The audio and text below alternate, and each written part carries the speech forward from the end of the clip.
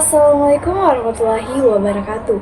Perkenalkan, nama saya Juliana dari Universitas Al-Azhar Mandar, Prodi Pendidikan Pancasila dan Kewarganegaraan, Fakultas Keguruan dan Ilmu Pendidikan. Di sini saya akan menyelesaikan tugas final dengan mata kuliah Hukum Perdata, yang dimana saya akan membahas tentang hukum perusahaan. Di sini dosen pengampu saya adalah Ibu Ade Rahayu SHMH.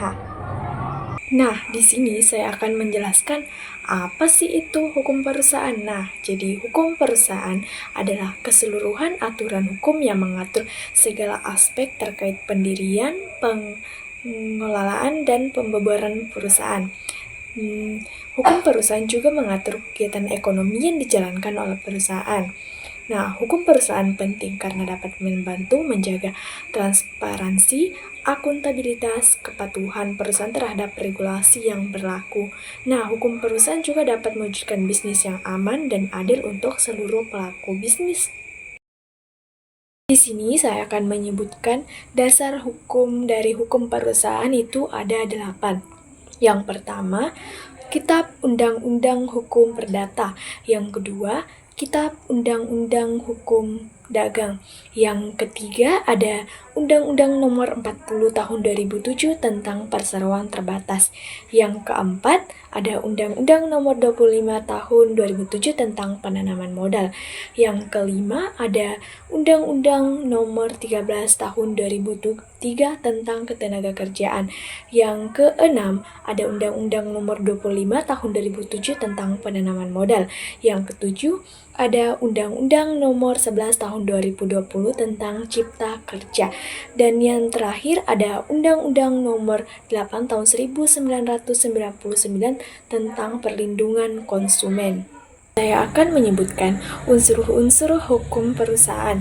Yang pertama adalah hukum ketenagakerjaan yang mengatur hubungan antara perusahaan dan karyawan, termasuk hak dan kewajiban kedua belah pihak. Yang kedua ada hukum kontrak, yang dimana mengatur hubungan hukum antara dua pihak atau lebih berdasarkan kata sepakat untuk menimbulkan akibat hukum. Yang ketiga ada hukum lingkungan, yang mengatur tingkah laku manusia dalam mengatasi pencemaran dan perusakan akibat dari tingkah laku manusia. Dan yang terakhir ada hukum perpajakan, yang dimana mengatur hak dan kewajiban serta hubungan antara wajib pajak dan pemerintah selaku pemungut pajak. Bentuk-bentuk hukum perusahaan. Yang pertama ada perusahaan berbadan hukum. Nah, perusahaan berbadan hukum adalah perusahaan yang memiliki hak dan kewajiban seperti individu, serta dapat melakukan perbuatan hukum. Kekayaan perusahaan dan kekayaan pribadi pemiliknya terpisah secara jelas. Nah, adapun contoh perusahaan berbadan hukum, yang pertama ada perseroan terbatas, yang dimana modalnya terbagi dalam saham-saham. Pendirian PT memerlukan pengusahaan dari Menteri Hukum dan HAM. Dan yang kedua ada yayasan. Yang ketiga ada koperasi. Dan yang keempat ada badan usaha milik negara atau BUMN. Dan yang terakhir ada badan usaha milik daerah atau BUMD. Selanjutnya ada perusahaan tidak berbadan hukum. Nah, perusahaan tidak berbadan hukum adalah perusahaan yang tidak memiliki landasan hukum dan tidak memisahkan harta kekayaan pribadi dengan harta kekayaan perusahaan. Adapun contoh perusahaan tidak berbadan hukum yaitu perusahaan perseorangan. Yang kedua, persekutuan perdata. Yang ketiga ada firma. Dan yang keempat, persekutuan komanditer atau CV. Adapun struktur organisasi hukum perusahaan.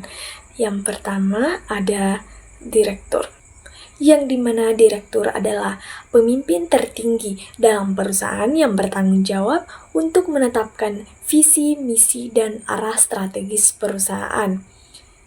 Di beberapa perusahaan besar, mungkin ada beberapa direktur, misalnya direktur utama, direktur keuangan, direktur pemasaran, dan lain-lain yang mengawasi area tertentu.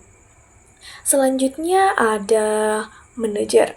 Manajer bertanggung jawab atas pengelolaan operasional di bagian tertentu dalam perusahaan. Mereka berfungsi sebagai penghubung antara direktur dan karyawan. Dan yang terakhir ada karyawan. Di sini, karyawan adalah individu yang terlibat langsung dalam pekerjaan sehari-hari dan melaksanakan tugas operasional sesuai dengan instruksi yang diberikan oleh manajer. Saya akan menyebutkan proses pendirian hukum perusahaan.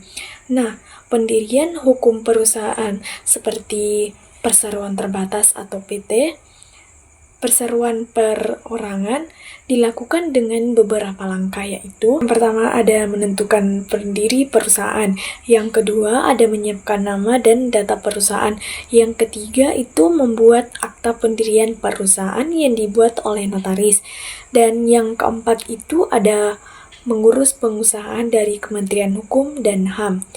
Adapun dokumen-dokumen lain seperti surat keterangan domisili perusahaan atau SKDP. Selanjutnya ada nomor pokok wajib pajak atau NPWP anggaran dasar. Selanjutnya surat izin usaha perdagangan atau SIUP. Selanjutnya tanda daftar perusahaan atau TDP. Dan yang terakhir ada berita acara Negara Republik Indonesia atau BNRI. Selanjutnya ada tanggung jawab dan risiko hukum perusahaan. Nah, tanggung jawab dan risiko hukum perusahaan berkaitan dengan tanggung jawab perusahaan yang ditentukan oleh kontrak atau perundang-undangan. Nah, risiko hukum dapat terjadi karena beberapa hal, seperti kelemahan aspek yuridis, seperti tidak adanya peraturan perundang-undangan yang mendukung. Selanjutnya ada kelemahan perikatan. Nah, seperti tidak terpenuhnya syarat keabsahan kontrak. Untuk mengelola risiko hukum, perusahaan dapat menerapkan manajemen risiko. Nah, manajemen risiko di sini bertujuan untuk melindungi perusahaan dari risiko yang dapat menghambat pencapaian tujuan dan menimbulkan kerugian. Seperti yang kita lihat, biasa terjadi pembubaran perusahaan. Nah, ternyata penyebab pembubaran perusahaan tersebut itu dapat disebabkan oleh beberapa hal.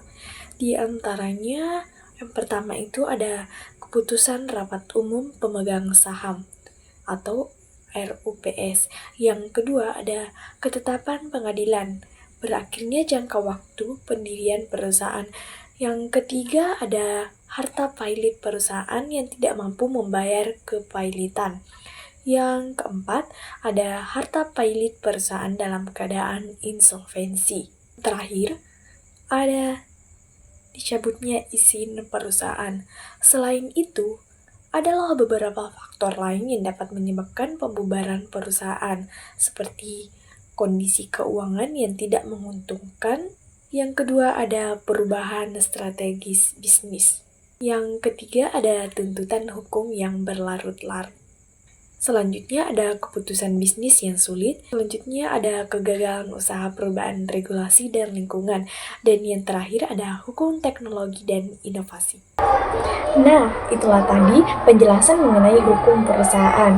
Saya ucapkan terima kasih. Wassalamualaikum warahmatullahi wabarakatuh.